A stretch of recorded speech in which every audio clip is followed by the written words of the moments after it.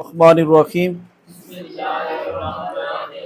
रब्बी यस्सिर वला तुअस्सिर वतम्मिम बिल खैर रब्बी यस्सिर वला तुअस्सिर वतम्मिम बिल खैर रब्बी यस्सिर वला तुअस्सिर वतम्मिम बिल खैर। जी हम मद्दात का बयान पढ़ रहे हैं। हमें ये बात क्लियर हो गई है कि मद के कितने सबब हैं? दो, यानी कि सबब भी सामने आ गए हैं कि मद किस वजह से होती है। ठीक है, दो वजह से होती है। दोनों सबब हमने जो है वो लिख लिए और हमजा के मुतल्लिक हमने पढ़ भी लिया। पहला सबब है हमजा और दूसरा सबब है सुकून। मैंने आपको बताया था कि जिस अलामत पर जज़म आ जाए वो सुकून असली होता है और दायरे वाला वक्फ सुकून आर्जी होता है, आर्जी सुकून होता है। ठीक है, फिर हमजा के मुतल्लिक हमने पढ़ा कि हमजा की आगे मजीद जो है वो दो और हमजा की वजह से दो मद्दात हैं, मद्दे मुत्तसिल और मद्दे मुनफसिल। ठीक है, जुड़ी हुई और फासले पर। ठीक है जी, हमने पढ़ा कि अगर हरूफ मद्दा अलिफ वाव या के बाद हमजा उसी कलमा में आ जाए तो इसको मद्दे मुत्तसिल कहते हैं, इसको मद्दे वाजिब भी कहते हैं और इसको चार अलिफ तक खींच कर पढ़ना है। ठीक है, जैसा कि हमने पढ़ा था जा हमजा उसी कलमे में मा उन। ठीक हो गया जी। फिर हमने दूसरी पढ़ी थी मद्दे मुनफसिल। ठीक है, उसमें बिल्कुल अपोजिट, यानी कि अगर हरूफ मद्दा के बाद अलिफ वाव या के बाद यानी कि हमजा अगर अगले कलमे में आ जाए तो वहां मद्दे मुनफसिल है। ठीक है, इसको मद्दे जायज भी कहते हैं और इसको दो अढ़ाई अलिफ तक खींच कर पढ़ना है। ठीक है, जैसे कि हमने मिसालें पढ़ी थी, क़ालू आमन्ना। ठीक है, अब क़ालू अलग कलमा है और आमन्ना अलग कलमा। ठीक, इसी तरह हमने पढ़ा था फी अनफुसिकुम। फी अलग लफ्ज ही कह लें। ठीक है, हम लफ्ज बोलते हैं, अरबी में इसे कलिमा कहते हैं। फी अलग लफ्ज है और अनफुसिकुम अलग है, बस आसान सी। ठीक है जी, और चलें ये भी आपको इससे आसान आपको बता देते हैं। अगर बिलफर्ज तारीफें जहन से उतर गई हैं, नहीं जहन में आ रहा, एक और तरीका आपको बता देते हैं। जो मद्दे मुत्तसिल होगी वो कुरान मजीद में बड़ी होगी इस तरह। अब ये तो याद रख सकते हैं अगर तारीफें उतर गई हैं जहन से। मेरा दिल नहीं कर रहा था ये बताऊं आपको, लेकिन चले बता दिए। ये तो उस जगह बताते हैं जहाँ बिल्कुल नील आगे बैठे हुए हों। तो माशाल्लाह आप सारे पढ़े लिखे अब आप बैठे हुए हैं, लेकिन फिर भी चले आपको बता दिया कि बड़ी मद जहां पर भी आएगी वो मद्दे मुत्तसिल होगी और ये इस तरह छोटी मद होगी उसको मद्दे मुनफसिल कहते हैं। बस ये भी एक ज़हन में रख लीजिएगा। इसको चार अलिफ तक खींच कर पढ़ना है और इसको अढ़ाई अलिफ तक खींच कर पढ़ना है। आज हम पढ़ेंगे सुकून की वजह से कितनी मद्दात है। हमजा की वजह से कितनी है? दो। सुकून की वजह से तीन मद्दात हैं।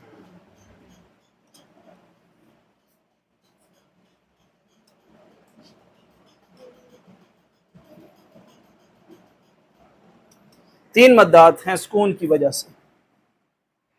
कौन कौन सी हैं कहते हैं? मद्दे लाजिम, जी मद्दे लाजिम, मद्दे आरिज और मद्दे लीन आरिज। ठीक है जी, मद्दे लाजिम, मद्दे आरिज और मद्दे लीन आरिज। ठीक है जी, नोट भी कह रहे हैं कि इन तीनों मद्दात को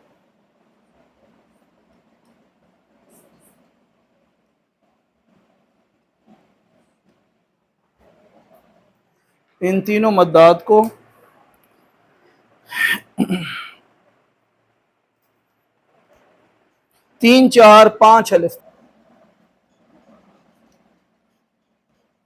जी नोट भी हमारे सामने आ गया। कहते हैं कि इन तीनों मद्दात को ठीक है जी,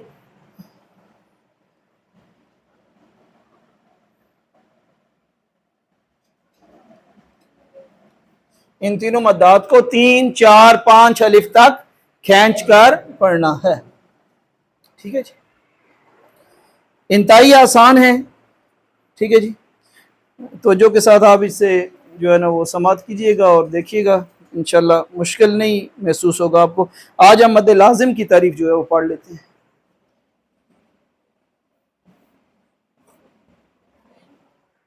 مد لازم کہتے ہیں کہ اگر حروف مدہ کے بعد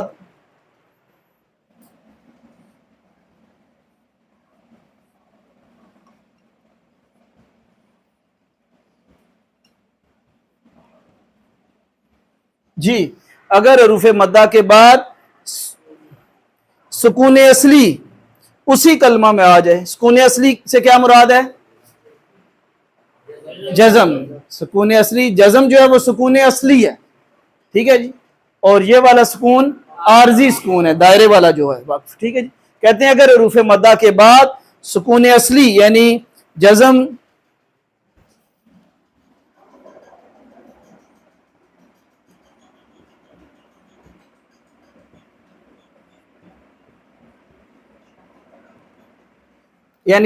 اسی کلمہ میں آ جائے تو وہاں مد لازم ہوگی۔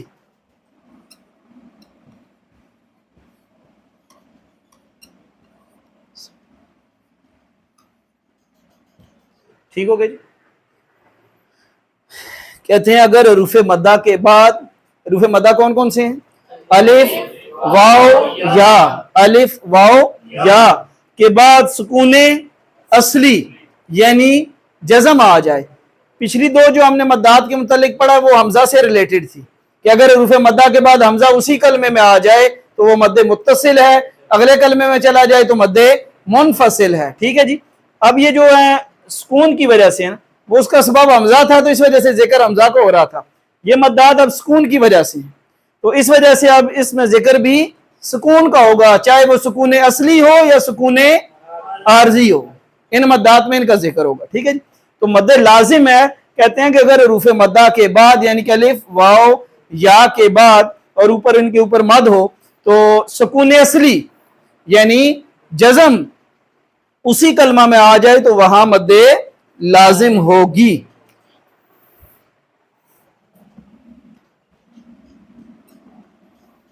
جی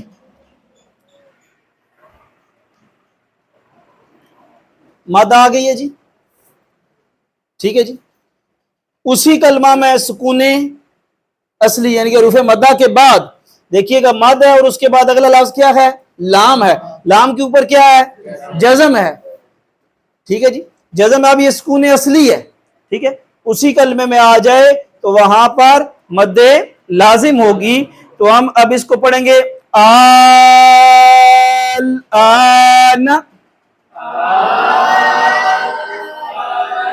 ٹھیک ہے، یعنی کہ اس کو لمبا کھینچ کر جب پڑھیں گے اور اسی بحر میں آواز ٹوٹے گی نہیں تو ہم اس کو لام کے ساتھ ملا دیں گے، دیکھیے گا آن،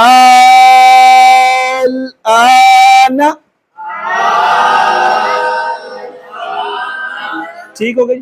یہ اس کے اوپر کون سی علامت ہے؟ کھڑی زبر کو کتنے الف برابر کھینچنا ہے؟ ایک الف کے برابر کھینچنا ہے۔ اب اس کو ہم نے کیوں نہیں کھینچا کہ اوپر زبر ہے، ہم نے پہلے دن پڑھا تھا کہ زبر زیر پیش والے لفظ کو لمبا نہیں کرنا، ٹھیک ہو گئی۔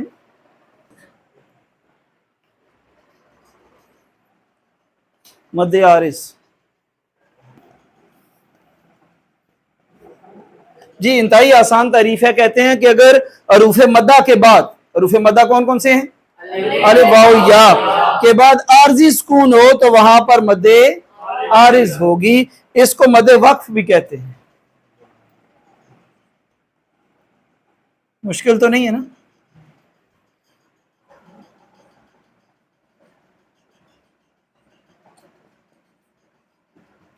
یعنی کہ حروف مدہ ہے اور اس کے بعد عارضی سکون آ رہا ہے، عارضی سکون سے مراد دائرہ وقف عارضی سکون ہے، کہتے ہیں اگر حروف مدہ کے بعد عارضی سکون ہو تو وہاں پر مد عارض ہوگی، اس کو مد وقف بھی کہتے ہیں۔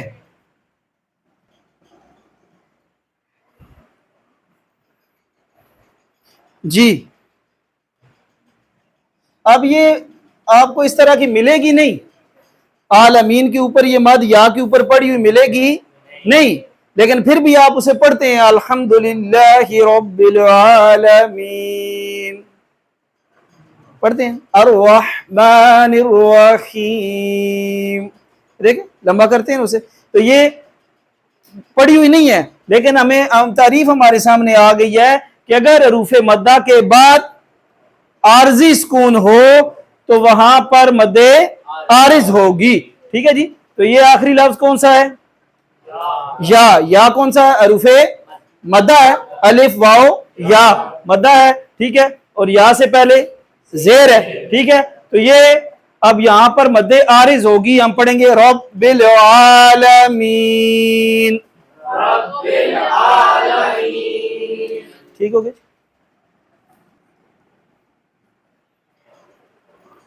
جی. عذاب علیم. ٹھیک ہے جی. حروف مدہ کے بعد عارضی سکون، حروف مدہ کے بعد عارضی سکون ہے. اور جب ہم وقف والا سبق پڑھیں گے نا آگے چل کر تو پھر مزید آپ کو یہ بھی کلیئر ہو جائے گا کہ یہ دو پیشے تھی ادھر، یہ کدھر گئی، ادھر یہ زبر تھا، یہ کدھر گیا. ٹھیک ہے. تو اب اس میں دیکھیے گا دو کلمے ہیں ہمارے پاس، عذاب اور علیم. الف ہے اور الف سے پہلے زبر ہے تو الف کیا ہوگی؟ مدہ ہو گئی. ہم اس کو پڑھیں گے عذاب. یہ میں نے بن کو جو ہے نا وہ غنہ نہیں کیا، جبکہ ہم نے پڑھا ہوا تھا کہ نون ساکن اور تنوین کے بعد پہلا کام کیا کرنا ہے؟ اگلا لفظ دیکھنا. اگلا لفظ کون سا ہے؟ الف کس میں سے ہے؟ ہلکی میں سے. ہم نے پڑھا ہوا تھا کہ اگر نون ساکن اور تنوین کے بعد ہلکی میں سے کوئی حرف آ جائے تو وہاں پر اظہار ہوگا. 15 میں سے آ جائے تو اخفا ہوگا. یرملون میں سے لام اور را آ جائے تو ادغام بغیر الغنہ ہوگا، اور باقی 4 آ جائیں تو ادغام مع الغنہ ہوگا. اور اگر نون ساکن اور تنوین کے بعد لفظ با آ جائے تو نون ساکن اور تنوین کو میم میں بدل کر غنہ کریں گے. ٹھیک ہے. چاروں قاعدے ریوائز ہو گئے. یہاں پر ہو رہا ہے اظہار. تو ہم نے پڑھا اس کو عذاب علیم. ٹھیک ہے. تو یہاں پر یہ مد عارض ہو گئی ہے. ٹھیک ہو گئی جی. دو ہم نے پڑھ لی ہیں اور ایک اور اس کے علاوہ مد مشدد بھی ہے. دو انشاءاللہ جو ہے وہ ہم کل جو ہے وہ پڑھ لیں گے جی. ٹھیک ہے جی. سورت جو لکھی ہے اس کو ہم ریوائز کر لیتے ہیں جی.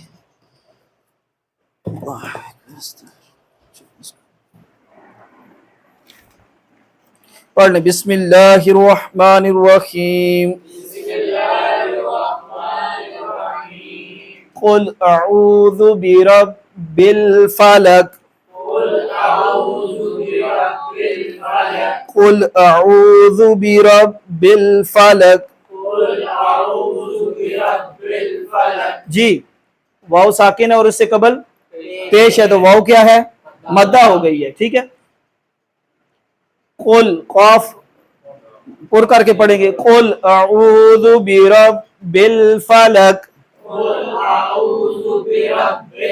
یہ ہلکا سا میں رک رہا ہوں. برب الفلق.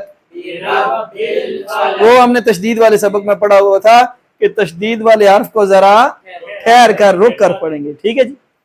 من شر ما خلق. جی من نون ساکن اور تنوین کے بعد پہلا کام کیا کرنا ہے؟ اگلا لفظ کون سا ہے؟ شین. شین کس میں سے ہے؟ 15 میں سے ہے. تو یہاں پر اخفا ہو رہا ہے. اب اس کو اس طرح نہیں پڑھنا من شر ما خلق، بلکہ من شر ما خلق. اچھا اس کو بھی نا اکثر آپ تو ماشاءاللہ ٹھیک پڑھتے ہوں گے. تو شر من شر ما خلق، تو یہ شر نہیں ہے، را زیر ری. ٹھیک ہے. شر وہ پھر مجہول طریقے سے آ جائے گا. ٹھیک ہے. را زیر ری. ٹھیک ہے. من شر ما خلق. جی الف سے پہلے الف کیا ہو گیا؟ مدہ ہو گیا. ٹھیک ہے. یہاں پر اخفا ہوا، یہاں پر مدہ ہو گیا. ہم نے اس کو پڑھیں گے من شر ما خلق. ومن شر غاسق اذا وقب. جی نون ساکن اگلا لفظ شین 15 میں سے اخفا ہو رہا ہے. الف سے پہلے غاسقن. جی نون ساکن اور تنوین کے بعد پہلا کام اگلا لفظ دیکھنا. اگلا لفظ کون سا ہے؟ الف. الف کس میں سے ہے؟ ہلکی میں سے ہے. اظہار ہو رہا ہے. پیچھے اخفا ہوا, ادھر اظہار ہو رہا ہے. جی پھر الف سے پہلے زبر الف کیا ہے؟ مدہ. ٹھیک ہے جی, اس کو بھی ایک الف برابر لمبا کریں گے. وَمِن شَرِّ غَاسِقٍ إِذَا وَقَبَ.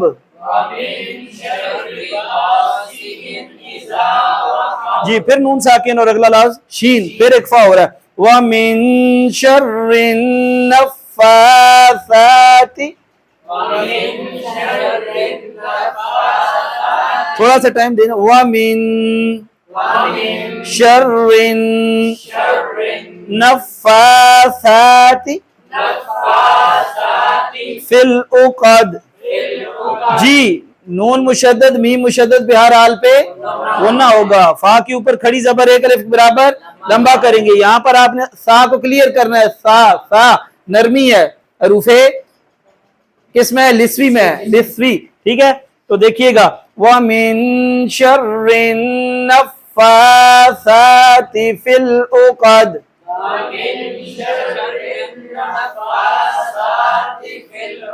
تھوڑا سا رک کر دیکھیے گا. وَمِن شَرِّ النَّفَّاثَاتِ فِي الْعُقَدِ.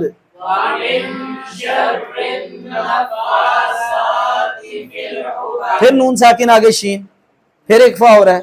دیکھ لیں ایک صورت میں کتنی چیزیں آ گئی ہیں. ٹھیک ہے. وَمِن شَرِّ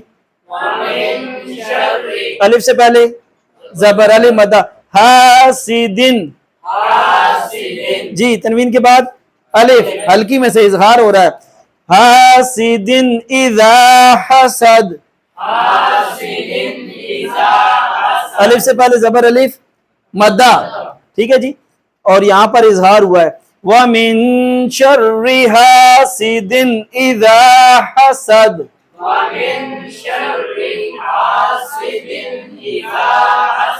ٹھیک ہو گیا جی. ایک مرتبہ میں پڑھتا ہوں, آپ سن لیجئے گا. بسم اللہ الرحمن الرحیم. قُلْ أَعُوذُ بِرَبِّ الْفَلَقِ مِن شَرِّ مَا خَلَقَ وَمِن شَرِّ غَاسِقٍ إِذَا وَقَبَ وَمِن شَرِّ النَّفَّاثَاتِ فِي الْعُقَدِ وَمِن شَرِّ حَاسِدٍ إِذَا حَسَدَ. ٹھیک ہوگا جی. اللہ رب العزت ہم سب کو دارین کی سعادت نصیب فرمائے. الحمدللہ رب العالمین والعاقبۃ للمتقین والصلاة والسلام علی سید الانبیاء والمرسلین. اللہم صلی علی سیدنا و مولانا محمد وعلی آلہ وصحبہ وبارک وسلم. مالک ہمارا یہاں پر بیٹھنا, سیکھنا, سکھانا اپنی بارگاہ میں شرف قبولیت عطا فرما. مالک بھائی قرآن مجید فرقان حمید کے سیکھنے کے لیے وقت نکال رہے ہیں غیب کے خزانوں سے. مالک میں بھی سیکھنے والا ہوں, ہمارے غیب کے خزانوں سے مدد فرما دے. ہمارے سینوں کو قرآن کے نور سے منور فرما دے, اور یہ اس کا پیغام قرآن مجید فرقان حمید کو سیکھنا اور اس پر عمل کرنا, دوسروں تک اس کے پیغام کو پہنچانا, مالک ہمارے لیے اسے آسان کر دے. ہم اس پیغام کو دوسروں تک پہنچانے والے بن جائیں. ہم سب کے گھروں پر اپنی رحمتوں برکتوں کا نزول فرما. سبحان ربک رب العزت عما یصفون وسلام علی المرسلین والحمد للہ.